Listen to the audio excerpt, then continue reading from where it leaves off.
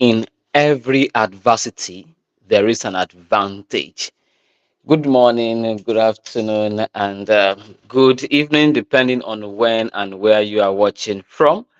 This is Professional Daily Devotion with Olasukomi Opaifa, and we are on the last day in looking at problem solving skill, creative problem solving skill. And today we are just going to be summarizing everything we've learned in the last 4 days, today being the fifth day now. And we're looking at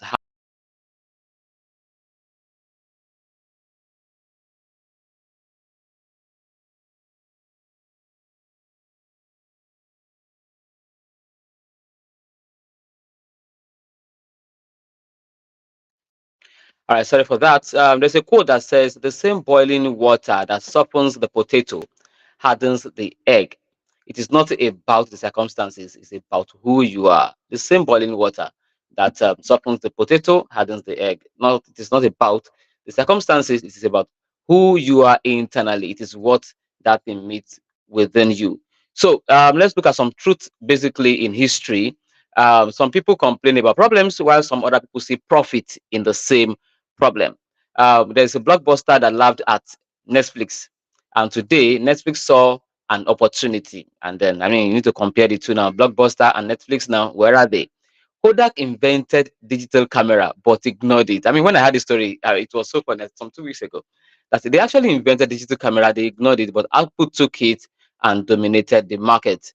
Taxi companies mocked Uber models, and Uber and all the rest of them are changing the industry now, and so many other changes there are. Some people saw challenges, and while others are seeing opportunities. There is what do you call it, a startup of a company that recently folded up or probably returned the money to their investors.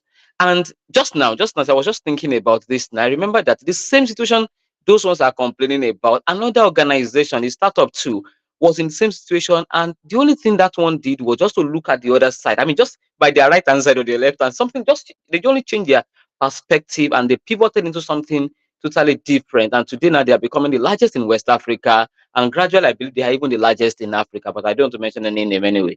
If you want to mention your name, come and advertise. All right. So, what does research say about overcoming obstacles by seeing challenges as opportunity? You see, the Harvard Business School study says that number one predictor of long-term success is the ability to reframe your problems as opportunities. Stanford research says that people with a growth mindset, I mean, those who see failures as a learning, are 37% more likely to reach leadership positions. And McKinsey and Co report says that companies that innovate during crisis experience 30% faster growth than competitors who play safe. So the bottom line is that if you wait for perfect condition, you will be left behind. If you want to succeed in 2025, then you need to just learn the art of reinvention, and we're going to look at 5 ways of doing this using the model, the framework FORCE, FORCE. The F here stands for face reality without fear. Denial is not a strategy. You want to, it's a reality. Nigeria, for instance, now has a problem with technology. I mean, if you are going to be a startup with technology and you want to go into the remote area, you know what you are going to face. So that is the reality. So face the reality, okay? Stop wishing that we are like a Western country. We are not. That's the reality, okay? So look at the problem, identify one issue here, and then do it. I mean, that's the reality. Identify it and then face it headlong there. Okay, so stop wishing for the past. You know, many of us are stuck in that one where I wish during the time of Awolowo. Awolowo is not here. I mean, somebody in an office once said, we should the past glory of teaching should be restored. I said it's a lie. I'm sorry to say. Now, from this perspective, there was nothing like past glory in teaching. I mean, nobody else want to go back to that age when you were using chalk to write. The best we had then was, okay, teachers were respected. Respected as how? They used to supply yams to them free. They used to get things in the market free. I mean, they were not still that rich in that context. Okay, so don't restore any lost glory of teaching, please. I mean, that's for my own profession anyway. What is in your own profession that you are talking about? So stop wishing for the past. Okay, identify one outdated thing that is holding yours back. You know, one thing that we enjoy it. We're enjoying those days in the past. Please excuse me. There is nothing like past anymore. Past is past. Can we still forge ahead? There are better days ahead. Yeah, someone was telling me God will restore the old days. I agree. You too. Please, I mean, can I look forward to the good days? Okay, there are better days ahead. All right. O there stands for own the shift, control your narrative. Take ownership of where you now are. When you are now facing the reality, take ownership of where you are. If your career or your business is shifting, then ask yourself, how can I take advantage of this? Things are changing, then you shouldn't be lamenting during our time these Gen Zs are lazy. Can we look at their laziness and look at how we can take advantage of what they are doing differently and then rewrite the story? Okay, and that is what we are saying now. What if this setback that we are talking about is actually a setup for us to just do better? Okay, so look into it very well. The R here stands for rewire your thinking. I mean, we are just rephrasing everything. Rewire.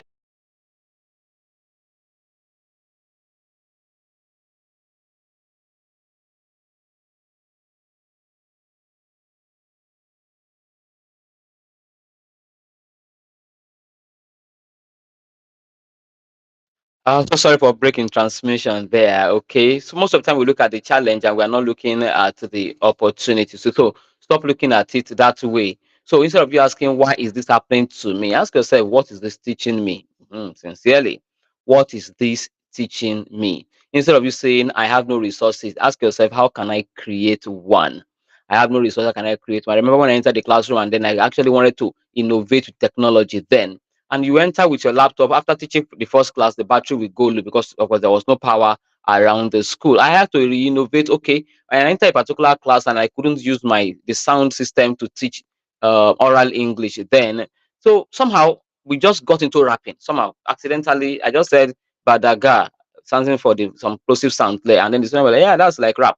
And we picked it from there, and that became something that gave me several awards after that. So instead of you asking, you're saying, I don't have resources.